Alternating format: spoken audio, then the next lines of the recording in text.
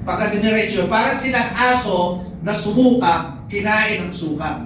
Nakakita na kayo gano'n? Po. Na aso. O kaya para silang baboy, nilinis mo, pumunta ulit sila sa putikan, Bumalik naging ulit. marunis ulit sila. Bumalik uli. Yan. Eh, tayo naman, hindi tayo mukhang aso, hindi rin tayo mukhang baboy. Ano tayo, mukha natin? Mukhang anghel. Amen. Tingnan nyo kayo katabi niya, mukhang anghel. Amen. May pakpak po. May pakpak po. Hallelujah! Mukhang anghel, kawin ng Diyos. May pakpak. Ano pong pakpak? Anong pakpak? Oh, next slide please, next slide. Anong uri ng pakpak? Puti, itim. Sabi nga niya, command to remain in Christ. Kinukuman, if anyone does not remain in me, he is thrown away like a branch. Hallelujah. Ibig sabihin, kung sino man ang hindi na nanatili sa Kanya, siya ay, kumbaga sa ano, siya ay Itatapon. itatapon. Grabe, ano. Kaya nga po sa 1 Corinthians 15, 1 and 2, di ko na ano, kayo manatili sa mga salita ng Diyos, maliban kayo manampalataya na walang kaguluhan. Ibig sabihin, kung di ka mananatili sa salita ng Panginoon, Wala. at di kayo mag-falling away, wala rin kang kwenta lahat ng mga bagay. Oo, grabe. Sabi nga sa 2 Corinthians 13:5, tingnan nyo ang inyong mga sarili. Kung namumuhay kayo sa kasalanan, baka mamaya, itinakwil na kayo ni Jesus. Hala. Check. Baka mamaya, itinakwil ka na, ibig sabihin, may pagtakwil. At kailangan manatili ka sa salita ng Panginoon. Amen. Kaya sabi rin sa Colossians, He will present you holy, but you continue in your faith. He will pray. Kung baka sunod, maharap ka na isang banal, ganito po proseso. Nasa ano po ito, nasa ating system. What is yung sanctification? Tatlong stages po yan. Alam po niyo yung tatlong stages? Yeah. Sanctification, Amen. holiness. Huwag pala nag-amen. Ang tatlong stages po ng sanctification, number 1, positional. Ibig sabihin, kapag ikaw humarap sa Diyos, ang position mo, justified ka. Lahat ng kasalanan mo, justified ka. Tinatawag. Kapag ikaw humarap sa kaurukuman ng Diyos, justified ka. Lahat ng kasalanan mo, baliwala. Okay? Number 2, progressive.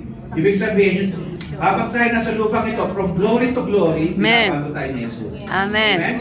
Hindi tayo perfecto, pero from glory to glory, Binabago. tayo lahat ay binabago ng Panginoon. Iniingatan tayo ng Panginoon sa paggawa ng kasalanan. Amen. Completion. Doon ang unang completion. Perfection. Doon, kapag rapture sa atin, Completion. pagka po tayo ni-rapture na, that's a perfection. Kasi sa langit, wala nang luha, wala nang kasalanan, wala nang kamatayan. Perfection po yun. Yun po ang sanctification stages of sanctification of holiness. Kaya sabi sa 17:17, wala po rito, pakabalili mo sila sa katotohanan, sapagkat ang salita mo ay katotohanan. John 17:17. Ibig sabihin, ang salita ng Diyos ay nagpapabanal sa atin. Amen. Kaya dapat tayong lahat ay may salita ng Panginoon kasi sinasabi natin, kapag sinasabi natin, nasa puso natin yan. Kapag pinapangaral natin, pinamumuhay natin. Amen. Kasi yung mga taong di nangangaral, hindi nila ipamumuhay. Kasi nahiya silang ipamuhay yung mga bagay na sinasabi nila. Kaya nagsasalita tayo nangangaral kasi yung mga sinasabi natin, pamumuhay natin. Amen. Para mauluwalhati at mapurihan ang Panginoon. Amen? Palakpakan po natin ang Diyos.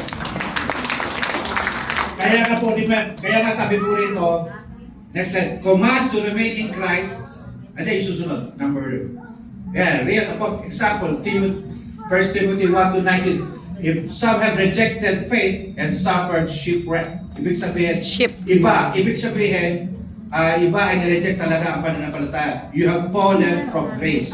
Ikaw ay bumagsak sa kasalanan. Dahil, meron ba sample yung nag-fall away? Alam niyo yung 10 virgins? Yes. Yung bang 10 virgins, mananampalataya o hindi? Lahat po. Sila Lahat mananampalataya. po yun. 10 yan eh. 10. Pero yung 5, hindi Matalino. nila pinagningas ang kanilang langis. Tamad. Lazy.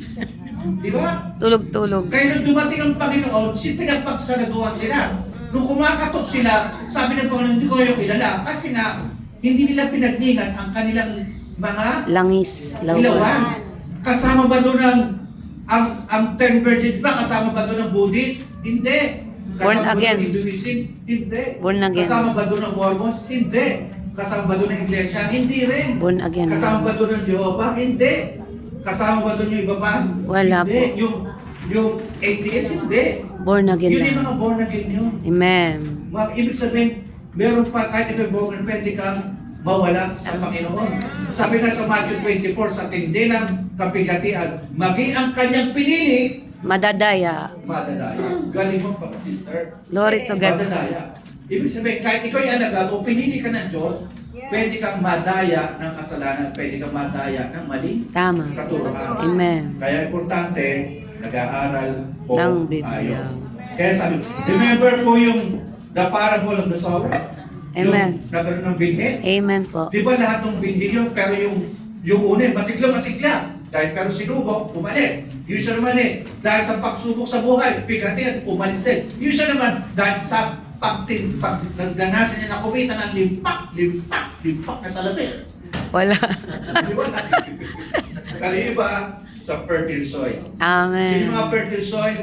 Nasa section 6. Glory to God.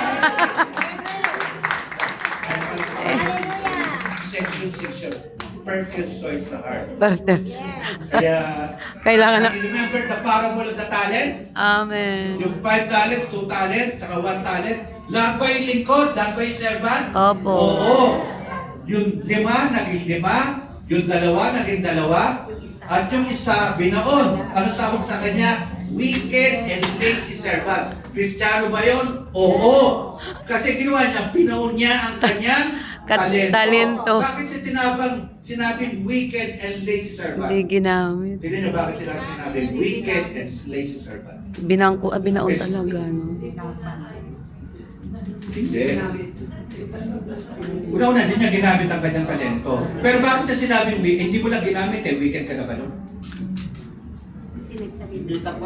Pwede ka sabihin lazy. Pero napunta siya sa impyerno. Pero bakit? Tingnan niyo bakit sinabi ng Panginoon yung wicked siya? Kasi nga, Kasi food, clothing, shelter, good health, good family, nasa kanya na lahat. good shelter, buhay, binigay sa kanya araw-araw, wala siyang ginawa. Tamad ka. Hindi ba nakakahiya yun? Walang ginawa. For many years, ang daming ginawa sa iyo ng Diyos, pero wala kang ginawa sa ibang tao. Grabe, ano? Kaya sinabi siyang wicked, kasi hindi ka marunong mahiya. Ibig sabihin, makapalang